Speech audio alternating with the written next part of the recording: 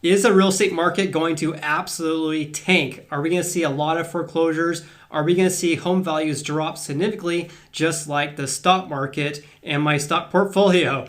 Let's discuss, and I'm going to be as objective as possible here because I know a lot of you can get triggered. So thank you for that. Since my last real estate market update, which was about a week ago, I'm getting a lot of comments from viewers who think that the real estate market is going to tank and we're going to see a huge drop in home values. And like I mentioned in my previous video, I really understand where people are coming from. There's a lot of uncertainty in the market, both locally and globally. So I totally understand where people are coming from. At the time of this video, according to Johns Hopkins University, there are over 1.3 million COVID-19 cases worldwide and over 70,000 deaths worldwide. And that's a staggering number because that's almost double the number that I originally reported just last week. Plus, there's over 350,000 cases in the United States, and that's far more than Italy and Spain. In addition, the stock market year to date is down about 20% for the Dow Jones Industrial Average, which is a staggering number.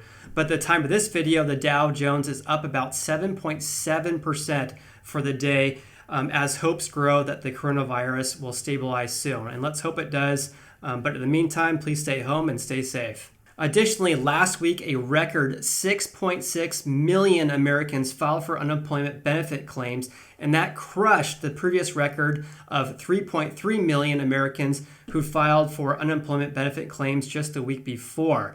So that's over 10 million Americans who have filed for unemployment over the last 2 weeks, which is a mind-blowing number.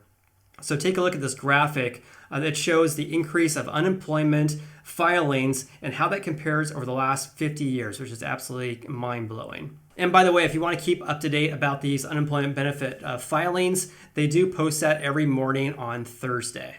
As part of the $2.2 trillion stimulus package that was just passed a couple weeks ago, Americans should start receiving their stimulus funds, those $1,200 checks, as early as next week. But that's only if they have, or the IRS has, your bank account information on file. So if you missed my previous video about this, about how to get your stimulus checks as soon as possible, I'll leave a link in the description below. And by the way, on a side note of that video, there's been some recent developments about how you can enter your bank account information online.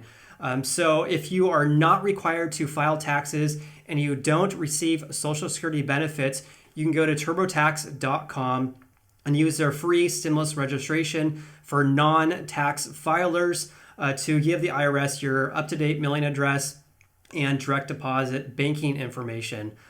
So if you fall within this category, you no longer have to wait for the IRS to set up their web portal, which they were saying was going to be as late as late April, early May. You can go onto the TurboTax website and get that done for you, and it's free. So what does this all mean for our real estate market, and are we headed to a real estate market collapse? And the best way to answer this is to smash the like button to support this channel. Videos like these tend to take hours to make, so I really appreciate your support. Hit the like button and subscribe if you haven't done so already. And I'll be posting regular updates about how this pandemic is affecting our real estate market.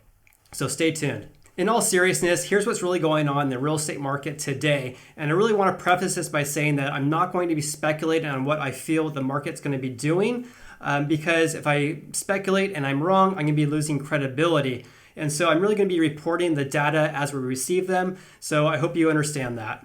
So what we're seeing in the real estate market today is that inventory, or the number of houses available for sale, has been going down. And so sellers have been obviously taking their house off the market altogether as a cancel listing, or putting their listing on a hold status and waiting until a later day to potentially relist their house. What we're also seeing is that pendings are going down as well. And pendings just means that the seller has accepted an offer from a buyer. So let me share some real estate stats with you. Compliments of Ryan Lundquist of SacramentoAppraisalblog.com.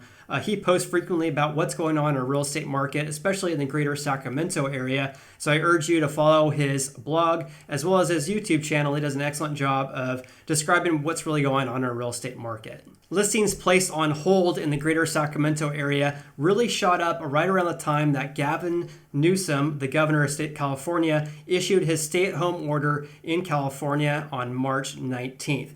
And again, hold status means that the The house is no longer being marketed, but it's not a cancel listing either, so it's in this limbo stage. Right now, there are currently 588 hold listings in this greater Sacramento area, and there have been 453 holds since March 12th, which is a crazy number, far more than we normally would see in a normal market. What we're also seeing is cancel listings have been increasing as well ever since the stay-at-home order was placed just a few weeks ago. And this is really expected. I mean, would you want to have strangers walk through your house right now with this pandemic going around? And if you want to sell your house and buy a new house, are you going to be able to find a new house right now in this market with low inventory and the COVID-19 going around?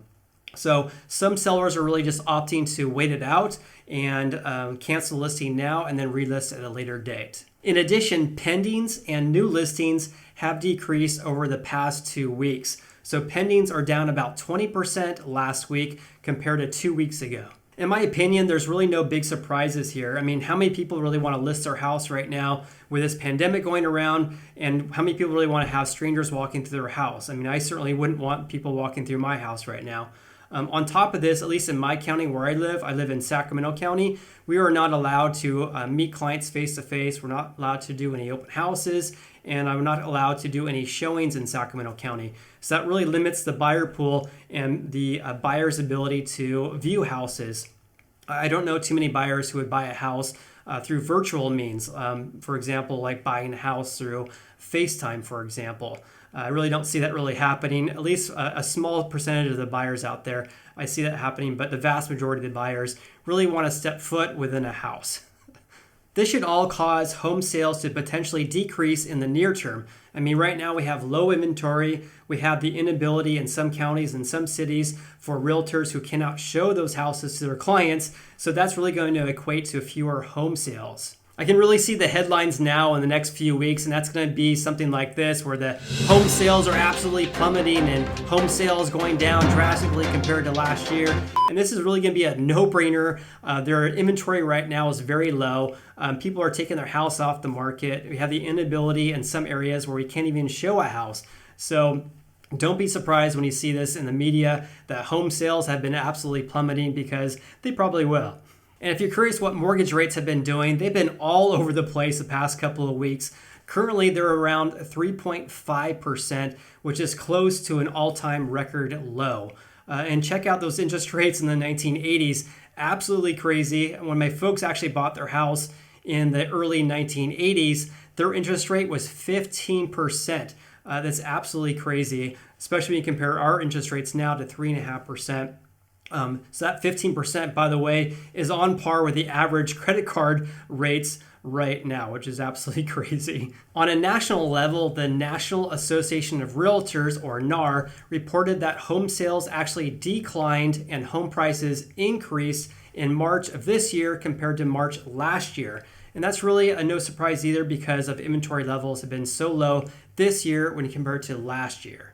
This is true in Sacramento County as well. So let's take a look at this graph. The number of home sales actually decreased 17% from March 2019 to March 2020. And that's represented by those dark green bars. And take a look also at the inventory levels now compared to last year. And those are those light green bars. Inventory actually decreased 32% compared to last year. And home prices in Sacramento County actually increased 7% from March 2019 to March 2020.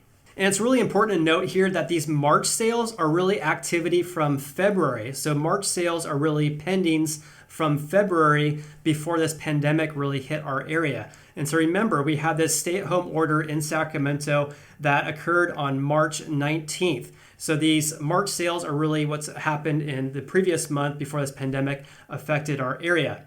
So it'll be really interesting to see how these numbers are going to be changing, especially as we move into April and May. And I'll certainly be posting updates as they become available. So please subscribe to this channel and I'll post new updates on that. Okay, let's talk about the California Association of Realtors and how they reacted to this pandemic and how this affects the real estate agent's ability to help people buy and sell houses. The answer is a ton of rules and guidelines have been enacted, which I think is actually a very, very positive thing.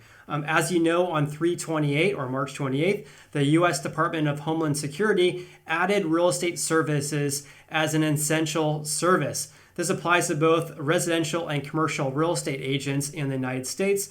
And previously, real estate services was not included as an essential service. And by the way, an essential service is needed to maintain the operation of the federal critical infrastructure sectors. So examples, of course, would be banks, grocery stores, gas stations, pharmacies, etc. However, and this is really a key factor here, if a city or county has an order that has a more restrictive standard for what they consider an essential business, then those guidelines apply on the local level.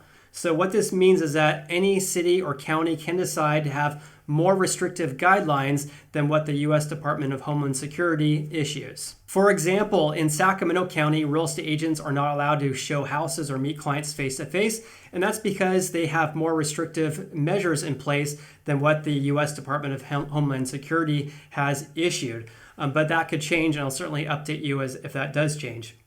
On the other hand, as of March 28th in Placer County, which is about 30 minutes northeast of Sacramento, they're allowing agents to show houses, but with very strict guidelines and rules in place. Here's some of those rules that would apply to Placer County as well as other counties on the California Association of Realtors website. I'll leave a link in the description below for these guidelines. But let me just go over briefly what some of those are. So during a home showing, you're not allowed to have any more than 3 people inside a home at any given time. So that'd be 1 real estate agent and their 2 home buyers. Also, you must stay within 6 feet of each other. So you must practice social distancing, whether you're inside the house or outside the house. Also, when you're entering a home that's for sale, the buyers must declare or provide a declaration that they do not have any cold or flu symptoms or any symptoms that are common for COVID-19. This also applies to home sellers. So they also must provide a declaration whether or not they have any of these symptoms prior to buyers entering the house. Also, before entering a house, you must wash your hands or use hand sanitizer. You also must wear rubber gloves and a face mask. And listing agents are not allowed to leave any brochures inside the house. And there's many more guidelines. I'll leave a link in the description below for those. But a key factor here is that all these rules are self-governing. So how many people are actually going to abide by these rules and follow them? And there's currently no repercussions if you do not follow them.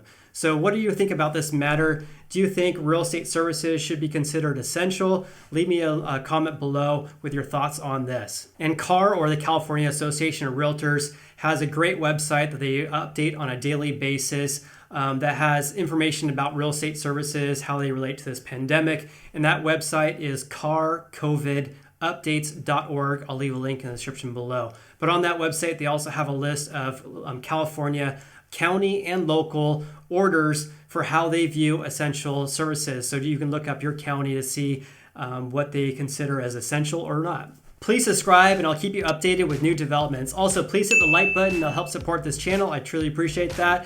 You also can follow me on Instagram. I'm Sacramento Realtor. I hope you have an awesome day and look forward to seeing you on the next video.